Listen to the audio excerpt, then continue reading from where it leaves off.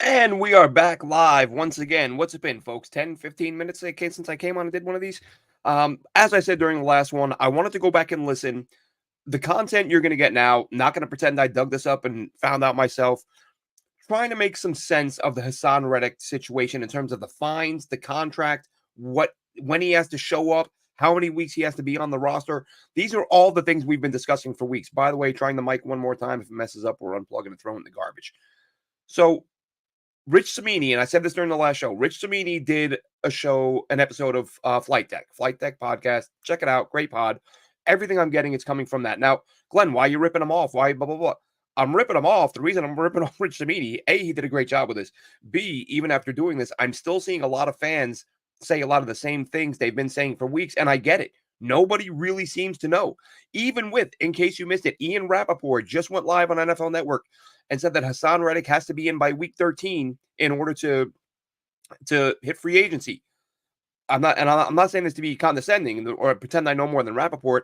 I don't know where he's getting that because the guy we're about to talk about, Joel Corry, works for CBS Sports. He was on Cimini's podcast. He's a former agent. He's been here before. He's talked about when his guys held out, what they were looking for, when they reported, all this stuff. And according to Corry, so I'm going to break this down as best I can. Everything's coming. The only piece of information that I just said, and this is not coming from Joel Corry, on Rich Cimini's Flight Deck podcast, was Rappaport saying a few minutes ago that Hassan Reddick must report by week 13. He didn't say where that came from. I'm not saying it's wrong. I'm just saying that those are Rappaport's words. Now, here's what Joel Corry said. And I like that he broke down the fines because there's been a lot of talk about how much has he been fined. I've seen some people say 4 million, 5 million. Earlier I said 9. I got that 9 from Corry, but the Jets have played a game since then. So Reddick's fines are around 10 million now, roughly. So going through this real quick, in terms of the fines, how are we at 10 million in fines for Hassan Reddick? And I'll go through this as quickly as I can because I don't want to drag it out. Mandatory minicamp that Reddick skipped, that came with a $101,000 fine, 101,000 and change. We're just rounding down here. Training camp, 50 grand a day, off days count. That's 41 days total. That's 2.05 million. Then Corry explained there is a rule in the CBA, he said, that's been there for years. And he said he doesn't even understand why it's there, but it's there. If you are a player who has signed as an unrestricted free agent, then there is an additional fine if you don't show up for camp.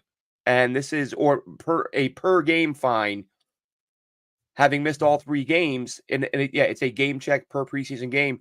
That got Reddick another 2.3 million in fines. So now we're sitting at about 4.4 million for mandatory camp missing, for missing all of camp, and for missing all the preseason games. Then there is an additional fine where a team can fine a player, and he's just assuming the Jets are applying all fines they can, but the team is allowed to apply a fine of 25% of that player's signing bonus, and I believe it was 1 year of the signing bonus, which for this year for Hassan Reddick with the bonus, even though he got it from Philly, is $685,000. Then that's for week 1. After week 1, you can do 20% again up through week 4, I believe, which is another 685,000 per week. So, and I believe at 4 weeks it becomes 797,000. So basically, right now, the 797,000 is how much per game he's being fined for just missing active regular season games. So the Corry has that putting Reddick at 9 million in fines before last week's game. So at 797 a game, and he said he was just over 9 million. So you figure he's about 10 million in fines right now. That's the breakdown of where they came from, what it's at, and obviously every week it will go up by another $797,000. But as of right now, Hassan Reddick is sitting at about $10 million in fines. Now, as far as his contract status, when does he have to report things like this? And how often these holdouts last? So what Corry said on the Cimini podcast was that Trent Williams is the last guy he can remember who took his holdout this far into the season. But of course, Trent Williams was a little bit different because he was really genuinely upset with Washington because they misdiagnosed a skin lesion or a spot that turned out to be cancerous. So he felt like their medical team sort of put his life in jeopardy. So he was standing on something real that, like, look, this is what you guys did to me. I want out. But Trent Williams did report eventually. So when did he report? He reported right around the trade deadline. Now, Corey said this is when teams tend to tell players, or when agents, when the players union tends to recommend players show up. Like once the trade deadline's coming, you want to show up by then. He talks about how Joey Galloway held out 25 years ago. Now, why is this important? Because Galloway held out and he reported after week 9, and then it went to arbitration because they didn't want him to hit free agency. Was it Tampa? I forget, Tampa or Seattle, whoever he was with, didn't want him to hit free agency. But an arbitrator ruled and allowed him to hit free agency despite missing the first 9 weeks.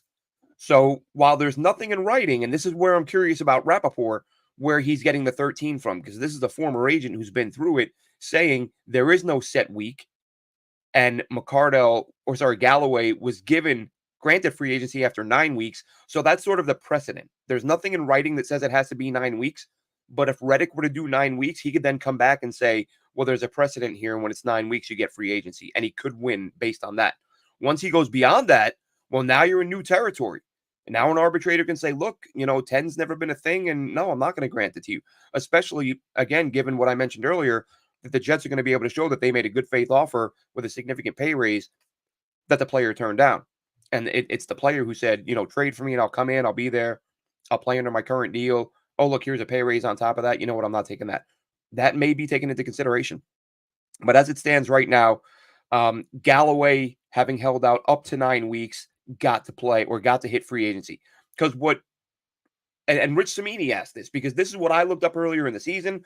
I quoted it on the show and have since then corrected myself. Cimini asked Corey this. He said, doesn't he have to be on the roster for 6 weeks to get to free agency? And that's where Joel Corry said, look, there's nothing that says that. And I think what Cimini was talking about was the mistake I made. That's when you're looking at trying to get a vested year. And that 6-game thing applies to players who have been in the league under 3 or 4 years, whatever it is. Reddick doesn't fall into that category. So the 6 games to get a vested season for Hassan Reddick is not a thing.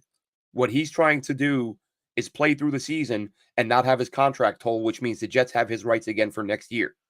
So if he wants to avoid his contract tolling, he's probably going to want to come in no later than week 9 because that's the precedent. And also you couple that with the fact that that's when the trade deadline is, and teams, or again, as I said, or as Corey said, the players union tends to tell players get him before the trade deadline. Another interesting note that he mentioned was that teams have the option to apply for a 2-week roster exemption once a player comes in. So this is where it could get hairy. Let's say hypothetically, Hassan Reddick comes in at 9 weeks and he says, all right, I'm here. I'm on the roster for such and such. I was here by week 9. The Jets could then file for a 2-week roster exemption, which would mean on paper, Reddick showed up week 11. And now he is in new territory. He has entered a realm and an area that no player has done before. Star Wars, Star Trek or something. But you get what I'm saying. This is where an arbitrator would have to make a ruling on something that's never been ruled on before. So Reddick would really be putting himself in he'd be taking a big risk that maybe an arbitrator says, you know what? I feel like 11 is too much. That arbitrator a few years ago thought 9 was fine. 10, I might have been okay. Like, he just doesn't know. He's leaving it open to the interpretation of someone else who might say, you're a New York Jet next season. And then what? And again, some people said maybe he wants to retire. Maybe he does. Maybe he really doesn't want to be in the league. We'll have to see what happens with that if it gets to that point. But again, just some notes I took here. The union does advise guys to get him by the deadline. Let's see. Yeah, and again, so this is the last note I made. When Cimini asked him, there was no mention of any number of games you have to be on the roster or a specific week that you have to report in order to hit free agency. So all the talk, and it's clear as mud, right? Nobody really seems to know 100%, but here's a former agent who's represented players who held out for a long time, and he was an agent while guys were holding out and it was being arbitrated. So as it stands right now, obviously you've got no Reddick. You know that the Jets made him a monster offer, according to Ian Rappaport, to get him into camp, which his camp agreed to, his agents agreed to, but Reddick then said, no, I don't want that money. I don't want that deal. So it fell through. Jets are just sitting and waiting. No sign of this coming to an end anytime soon. The precedent that has been set previously is that at 9 weeks, an arbitrator will likely rule that you can hit free agency. Beyond that, it's a complete unknown. And if he shows up at week 9, the Jets can do the 2-week exemption and have it so that on paper he was really available on by week 11, which again puts it all into a new area. So we have no idea how this is going to unfold. As I said, Rappaport said week 13. When I've looked and researched and tried to find stuff, I can't find anything that gives a solid, definitive date. You must be by this week. Corry seems to, has echoed that in what he's saying. So I'm going to follow up on that. I'm going to look up for the week 13 thing. I know Rappaport said it, but early in the year, I heard people say that it was week 6, and I heard people say the Jets will definitely own his rights. But then it's no, not if he comes in by week 9 or 10. Maybe they won't own his rights. That'll be up to an arbitrator. So it seems like there are some areas that are not covered in the CBA where it's not specified strongly enough to make it clear to both sides that if you do this, this, and this is what will happen. It's just kind of, well, if you do that, we'll go to an arbitrator, which has happened before, but it's at that point, we don't know what your point you're going to be at. So not a lot of definitive, set in stone information to go off of, but we do know the fines are at 10 million. We do know 9 weeks has been the benchmark, I guess, if you will, the deadline in the past, or deadline in terms of precedent. So we'll see what happens. Just wanted to come on and throw some of that out there because I still see a lot of folks, and it's not a matter of ignorance. It's just there's so much information out there. None of it seems to be set in stone. So this is the most in-depth I've heard anyone go. Listen to the whole episode. It's Rich Cimini's "Who to Blame for the Denver Debacle" episode. It was obviously after the Broncos game, and it's the second half of the episode. Again, highly recommend Rich's podcast. I listen to it regularly. He does a great job. Gets way too much hate from Jets fans. He's snarky from time to time, but wouldn't you be if you've been covering this team for as long as he has? So check it out. Check out his pod. Hopefully this helps some people out understand a few things, and if things evolve and break and change, we'll come back with all that. But have a good one, Jets fans.